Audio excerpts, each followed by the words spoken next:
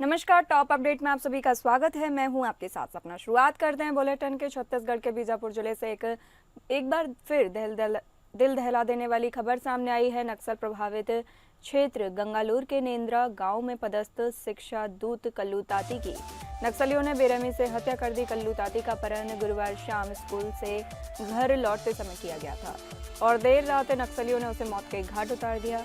कल्लू ताती बीजापुर के तोड़का गांव का रहने वाला था। यह घटना नक्सलियों की ओर से शिक्षकों को लगातार निशाना बनाए जाने की एक और कड़ी बन गई है। हालात इतने गंभीर हो चुके हैं कि बीजापुर और सुकमा जिले में शिक्षा दूतों की हत्याएं आम होती जा रही हैं। जानकारी के मुताबिक पुनः संचालित किए गए बंद स्कूलों के बाद से अब तक कुल 9 शिक्षा दूतों की हत्या नक्सलियों द्वारा की जा चुकी है। इनमें से 5 हत्याएं बीजापुर जिले में और 4 हत्याएं सुकमा जिले में हुई हैं। बता दें कि ठीक एक दिन पहले ही बुधवार रात को सुकमा जिले में भी एक शिक्षा दूत की नक्सलियों ने हत्या कर दी थी। लगातार हो रही इन घटनाओं ने केवल स्थानीय प्रशासन को चिंता में डाल दिया है, बल्कि शिक्षकों और उनके परिवारों के मन में भी गहरा भय पैदा कर दिया है। गौरतलब है कि राज्य सरकार ने हाल ही में कई बंद स्कूलों को फिर से शुरू किया है ताकि सुदूर आदिवासी क्षेत्रों में बच्चों को शिक्षा की मुख्य धारा से जोड़ा जा सके। लेकिन नक्सलियों को यह पहल रास नहीं आ रही है। वे इसे सरकार के दखल के रूप में देख रहे हैं और इसका विरोध हिंसक तरीकों से कर रहे हैं। शिक्षकों को पुलिस का सहयोगी मानते हुए उन्हें निशाना बनाया जा रहा है।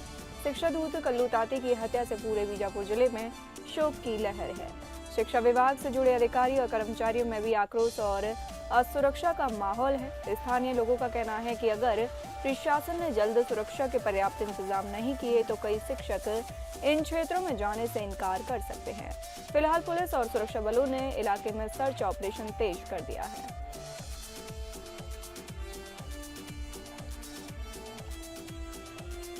फर्रुखाबाद के इटावा बरेली हाईवे पर आज एक भयावह सड़क हादसा हुआ, जिसमें एक गैस कैप्सूल टैंकर और डंपर के बीच जोरदार भिड़ंत हो गई। इस हादसे में गैस कैप्सूल टैंकर के चालक की मौत हो गई, जबकि डंपर चालक और उसके क्लीनर को गंभीर चोटें आई हैं। हादसा कोतवाली मोहम्मदाबाद क्षेत्र के ग्राम बनपोई के पास हुआ। घटना के अनुसार दोनों वाहन तेज रफ्तार से आ रहे थे और अचानक उनका आमना सामना हो गया।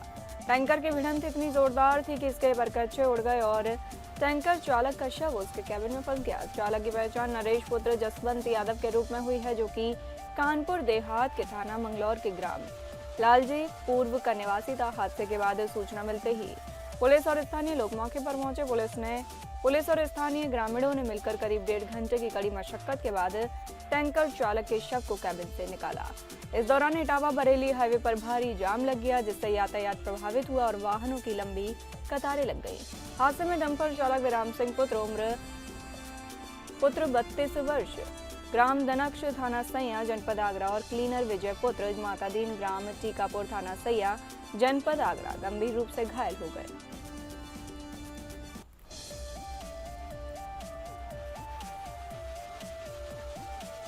कन्नौज के छिबरामऊ तहसील परिसर में शनिवार को एक बड़ा विवाद उत्पन्न हो गया, जब जिला पंचायत अध्यक्ष के पति ओमकार शाक्य पर हमले का आरोप लगाया गया। इस मामले में एडवोकेट सचिन शाक्य ने जिला पंचायत अध्यक्ष ओमकार शाक्य और उनके साथियों पर हमला करने का आरोप लगाया है। सचिन शाक्य का कहना है कि यह हमला राजनीतिक रंजिश के चलते किया गया है। एडवोकेट सचिन शाक्य ने अपने बयान में कहा कि जब वह छिबरामऊ तहसील में एक केस के सिलसिले में गए थे, तभी जिला पंचायत अध्यक्ष ओमकार शाक्य अपने कुल साथियों के साथ वहां पहुंचे।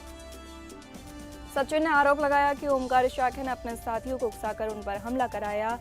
वह यह भी कहते हैं कि हमलावरों के साथ कुछ और लोग भी थे जो आरोपितों का साथ दे रहे थे। सचिन शाक्य के अनुसार जब हमलावरों ने हमला किया तो अन्य अधिवक्ताओं ने बीच बचाव किया, जिससे उनकी जान बच गई। यदि साथियों की मदद नहीं मिलती तो हमलावरों का हमला और भी गंभीर हो सकता था। इस हमले के बाद तहसील परिसर में अफरा तफरी का माहौल है और मौके पर काफी भीड़ जमा हो गई। वहीं जिला पंचायत अध्यक्ष ओमकार शाक्य ने इन आरोपों का खंडन किया है और कहा कि यह पूरी घटना राजनीतिक रंजिश का परिणाम है। उन्होंने बताया कि सचिन शाक्य और उनके कुछ अन्य साथी उनके खिलाफ अनर्गल आरोप लगा रहे हैं। ओमकार शाक्य के मुताबिक सचिन शाक्य और उनके साथियों ने पहले उन्हें गाली गलौज की थी और बाद में उनके खिलाफ मारपीट का प्रयास किया।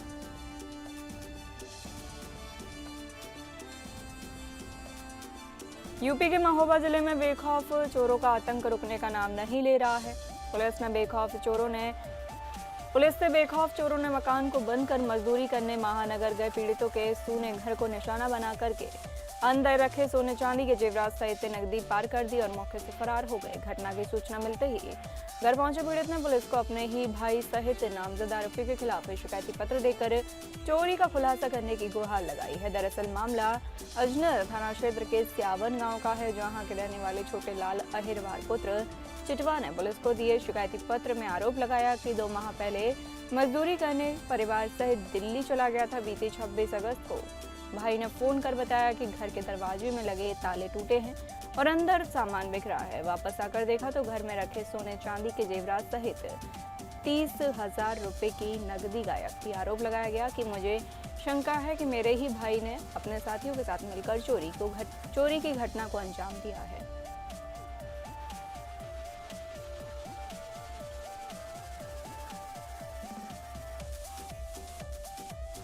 मुख्यमंत्री योगी आदित्यनाथ शुक्रवार को संपूर्णानंद संस्कृत विश्वविद्यालय में स्थित राष्ट्रीय पांडुलिपि मिशन के अंतर्गत चल रहे संरक्षण कार्यों के निरीक्षण के लिए पहुंचे। यहां उनका विश्वविद्यालय परिसर में तीसरा आगमन था। विश्वविद्यालय परिवार ने मुख्यमंत्री का पारंपरिक स्वागत विद्यार्थियों द्वारा वैदिक मंत्रोच्चार और स्वस्ति वाचन के बीच किया। कुलपति प्रोफेसर बिहारी लाल शर्मा, कुलसचिव राकेश कुमार और वित्त अधिकारी सहित आचार्यों ने उनका अभिनंदन किया। मुख्यमंत्री योगी ने दुर्लभ पांडुलिपियों एवं उनके संरक्षण कार्यों की प्रगति का सूक्ष्मता से अवलोकन किया और कार्यों की गति और तेज करने के निर्देश दिए। उन्होंने कहा कि भारतीय संस्कृति की धरोहर इन पांडुलिपियों का संरक्षण एक सराहनीय कार्य है और इसके लिए उत्तर प्रदेश सरकार हर संभव सहयोग प्रदान करेगी।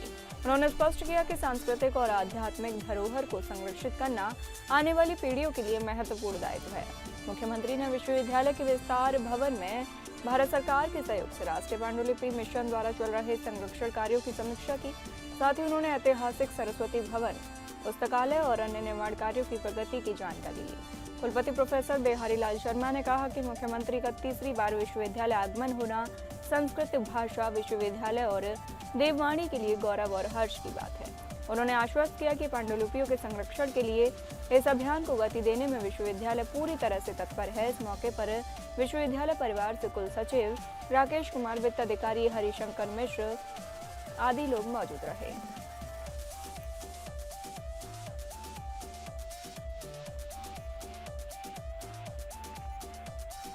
जिले में डेंगू का पहला जानलेवा मामला सामने आने के बाद स्वास्थ्य विभाग अब तक अनजान बना है। 14 वर्षीय किशोर प्रदीप की डेंगू के कारण इलाज के दौरान मौत हो गई, लेकिन जिले के स्वास्थ्य अधिकारी इस मामले की जानकारी होने से इनकार कर रहे हैं।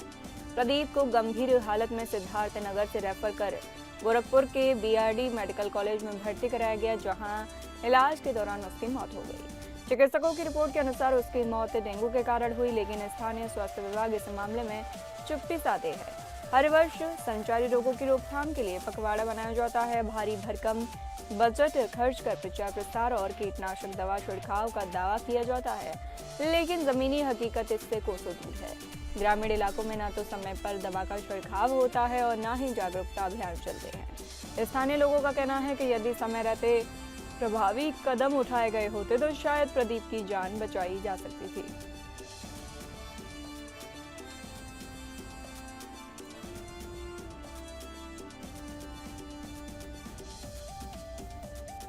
संभल जिले में हाल ही में हुए हिंदुओं पर कथित अत्याचार की घटनाओं के बाद प्रदेश भर में आक्रोश का माहौल है। इसी क्रम में आज विश्व हिंदू रक्षा परिषद ने लखनऊ से संभल कूच करने की घोषणा की है। संगठन के कार्यकर्ताओं और सनातन सेना के सदस्यों ने आज दोपहर 12 बजे श्री राम की आरती और मंत्रोच्चारों के साथ यात्रा की शुरुआत की। इस अवसर पर परिषद के प्रमुख कार्यकर्ताओं ने कहा कि इस यात्रा का केवल विरोध प्रदर्शन नहीं बल्कि एक संकल्प है। जहां हिंदुओं को जबरन उजाड़ा गया है वहां उन्हें फिर से बसाया जाएगा। परिषद ने यह भी स्पष्ट किया कि उनकी यह यात्रा पूरी तरह शांतिपूर्ण होगी और संविधान के दायरे में रहकर होगी। कुछ से पहले विशेष धार्मिक आयोजन किया गया, जिसमें दर्जनों साधु संतों और सनातन धर्म से जुड़े अनुयायियों ने हिस्सा लिया।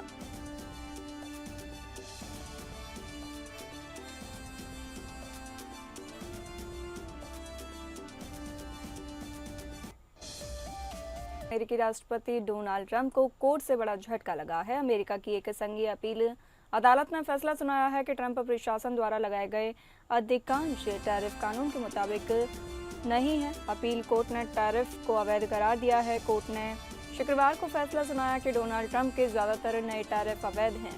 अदालत ने अंतर्राष्ट्रीय व्यापार की संघीय अदालत के उस फैसले को बरकरार रखा जिसमें कहा गया था कि राष्ट्रपति द्वारा व्यापक टैरिफ को उचित ठहराने के लिए आर्थिक आपातकाल की घोषणा 1977 के एक कानून और अमेरिकी संविधान का उल्लंघन करती है। अदालत ने फैसला सुनाया कि राष्ट्रपति के पास स्टील और एल्युमिनियम आयात पर लगाए जाने वाले छोटे क्षेत्रीय जैसे शुल्क लगाने का कानूनी अधिकार है, लेकिन उन्होंने अप्रैल में पहली बार घोषित किए गए आयातों पर वैश्विक शुल्कों के साथ अपनी शक्ति का अतिक्रमण कर लिया। माना जा रहा है कि ट्रंप प्रशासन अपील कोर्ट के फैसले को अमेरिका के सर्वोच्च न्यायालय में चुनौती दे सकता है। वहीं अपील कोर्ट के फैसले के बाद अमेरिकी राष्ट्रपति ने बयान जारी किया है। अमेरिकी राष्ट्रपति डोनाल्ड ट्रंप ने शुक्रवार को पुष्टि की है कि देशों पर लगाए गए सभी टैरिफ लागू रहेंगे। उन्होंने कोर्ट के फैसले को पक्षपातपूर्ण और गलत बताया। ट्रंप ने कहा कि सभी शुल्क अभी भी लागू हैं। राष्ट्रपति ने कहा कि अत्यधिक पक्षपातपूर्ण तरीके से अदालत ने कहा कि हमारे शुल्क हटा दिए जाने चाहिए, लेकिन वे जानते हैं कि अंत में संयुक्त राज्य अमेरिका की जीत होगी। ट्रंप ने कहा कि टैरिफ हटाने का फैसला देश के लिए पूरी तरह से विनाशकारी होगा। यह हमें आर्थिक रूप से कमजोर बना देगा।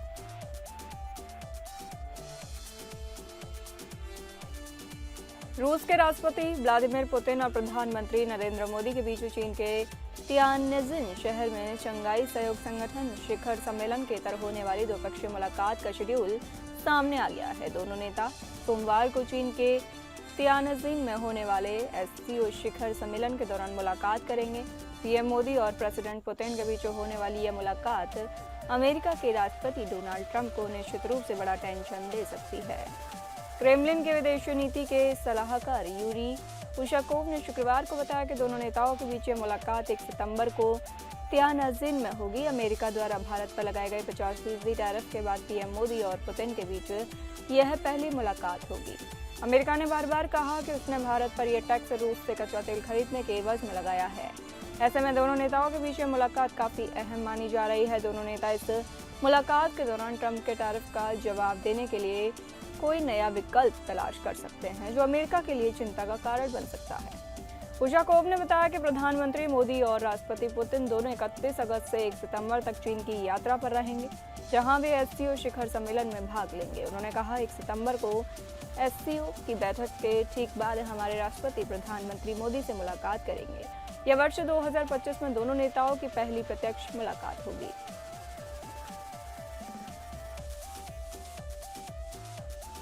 रूसी राष्ट्रपति व्लादिमीर पुतिन दिसंबर 2025 में भारत का दौरा करेंगे। क्रेमलिन ने शुक्रवार को इसकी पुष्टि की। यह दौरा भारत और रूस के बीच रिश्तों को और मजबूत करने के लिए होगा। यह खबर ऐसे समय में आई है जब अमेरिका ने भारत के रूस से तेल खरीदने पर 50% टैरिफ लगाया है। क्रेमलिन के अधिकारी यूरी उशाकोव ने बताया कि पुतिन सोमवार को चीन में होने वाले एक क्षेत्रीय सम्मेलन के दौरान प्रधानमंत्री नरेंद्र मोदी से मुलाकात करेंगे। इस दौरान दोनों नेता दिसंबर के दौरे की तैयारियों पर चर्चा करेंगे। पिछले महीने भारत के राष्ट्रीय सुरक्षा सलाहकार अजित डोवल ने भी पुतिन के भारत दौरे की पुष्टि की थी। उन्होंने कहा कि हमारे रूस के साथ खास और लंबे समय से रिश्ते हैं और हम इस रिश्ते को बहुत अहमियत देते हैं। डोवल का यह बयान रूस दौरे के बाद आया था, जहां उन्होंने ऊर्जा और रक्षा क्षेत्र में द्विपक्षीय सहयोग पर बात की थी। यह दौरा अमेरिका और भारत के बीच तनाव के समय हुआ क्योंकि अमेरिकी राष्ट्रपति डोनाल्ड ट्रंप ने भारत के रूसी तेल खरीदने पर 25% अतिरिक्त टैरिफ लगाया। अमेरिकी राष्ट्रपति डोनाल्ड ट्रंप ने भारत पर 50% टैरिफ इसलिए लगाया क्योंकि भारत रूस से तेल खरीद रहा है। ट्रंप ने पहले भी भारत पर इल्जाम लगाया था कि वह रूस से सस्ता तेल खरीदकर उसका बड़ा हिस्सा खुले बाजार में मुनाफे के लिए बेच रहा है। उन्होंने कहा कि भारत को इस बात की परवाह नहीं कि यूक्रेन में रूसी युद्ध के कारण कितने लोग मारे जा रहे हैं। इसी महीने की शुरुआत में पुतिन ने पीएम मोदी को फोन किया था। इस दौरान उन्होंने यूक्रेन युद्ध पर ट्रंप के साथ अपनी अलास्का में हुई मुलाकात के बारे में बताया। फोन पर बातचीत में मोदी ने यूक्रेन मुद्दे पर भारत के रुख को दोहराया, जिसमें उन्होंने शांति के लिए कूटनीति और बातचीत पर जोर दिया। दोनों नेताओं ने भारत और रूस के बीच विशेष रणनीतिक साझेदारी को और मजबूत करने के लिए कई मुद्दों पर चर्चा की। भारत के चंद्रयान 5 मिशन में अब जापान भी सहयोगी होगा। प्रधानमंत्री नरेंद्र मोदी ने शुक्रवार को टोक्यो से यह घोषणा की है। बता दें कि भारत और जापान ने शुक्रवार को चंद्रयान 5 मिशन के लिए एक महत्वपूर्ण कार्यान्वयन समझौते पर हस्ताक्षर किए। यह मिशन दोनों देशों की अंतरिक्ष एजेंसियों, भारतीय अंतरिक्ष अनुसंधान संगठन और जापान एयरोस्पेस एक्सप्लोरेशन एजेंसी द्वारा चंद्रमा के दक्षिणी ध्रुवीय क्षेत्र में संयुक्त अन्वेषण के उद्देश्य से संचालित किया जाएगा। जापान के साथ चंद्रयान 5 मिशन के लिए भारत ने एक समझौते पर हस्ताक्षर किए। यह समझौता प्रधानमंत्री नरेंद्र मोदी की जापान यात्रा के दौरान संपन्न हुआ। मिशन का उद्देश्य चंद्रमा के स्थायी रूप से छायांकित क्षेत्रों के आसपास जल और अन्य अस्थायी पदार्थों की खोज करना है, जो चंद्रमा पर जीवन और भविष्य के मानव मिशन के लिए अत्यंत महत्वपूर्ण माना जाता है।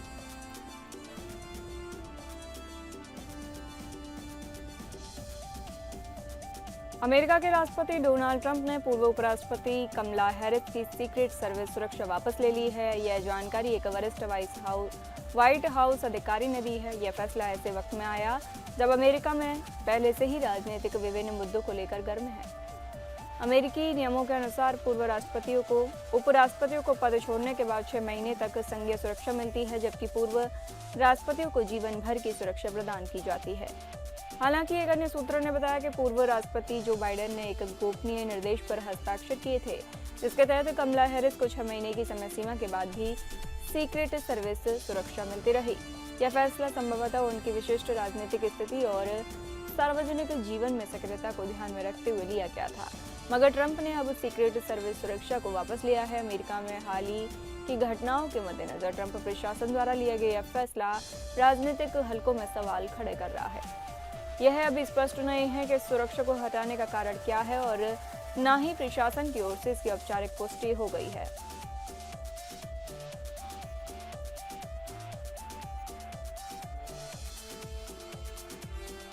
प्रधानमंत्री नरेंद्र मोदी ने जापान की साझेदारी से भारत में बड़े पैमाने पर बुलेट ट्रेन के विस्तार का ऐलान किया है। पीएम मोदी ने जापान में शुक्रवार को कहा कि Mumbai Ahmedabad high speed rail Bharat और जापान के बीच एक प्रमुख परियोजना है। हमारा लक्ष्य है कुछ वर्षों में इस पर यात्री सेवाएं शुरू करना है। इस दौरान उन्होंने बताया कि मुंबई अहमदाबाद बुलेट ट्रेन परियोजना के अतिरिक्त देश में 7,000 किलोमीटर तक हाई स्पीड रेल लंबा नेटवर्क बनाने का लक्ष्य है।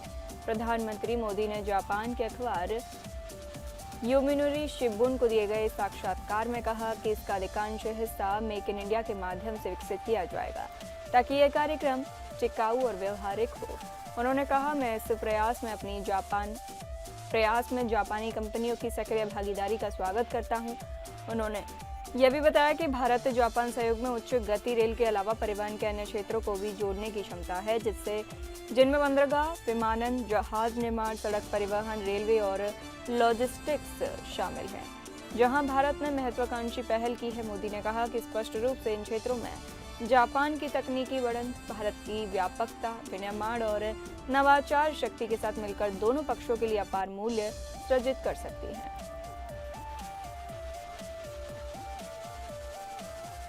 उत्तर अफ्रीकी देश मॉरिटानिया में बड़ा नौका दुर्घटना हुई है। बताया जा रहा है कि मॉरिटानिया प्रवासियों के लिए ले जा रही एक नाव के पलट जाने से कम 49 लोगों की मौत हो गई। मॉरिटानिया के तट रक्षक बल ने यह जानकारी दी। काफी संख्या में लोगों के लापता होने की आशंका है। मौके पर राहत और बचाव अभियान शुरू कर दिया गया है।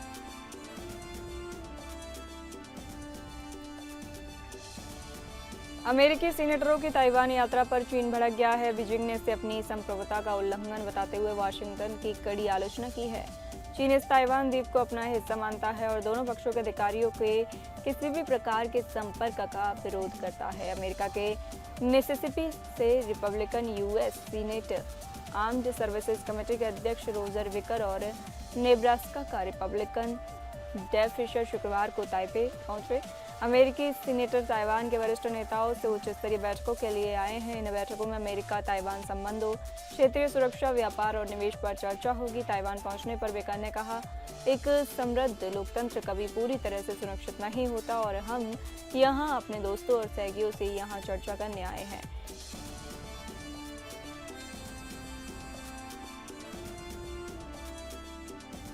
फिलहाल इस बुलेटिन में इतना ही। नमस्कार।